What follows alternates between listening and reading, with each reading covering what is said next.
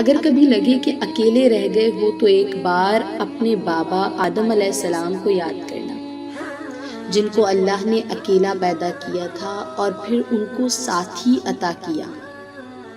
تو تم نا امید نہ ہونا، تمہارا بھی کوئی ساتھی ضرور بنے گا۔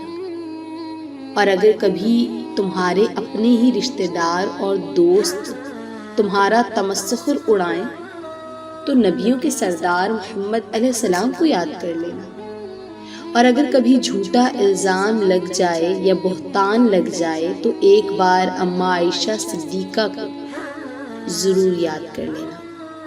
جب کبھی لگے کہ تمہارا جسم بیماری کی وجہ سے درد میں مبتلا ہے تو ہائے کرنے سے پہلے صرف ایک بار حضرت ایوب علیہ السلام کو یاد کرنا جو تم سے زیادہ بیمار تھے۔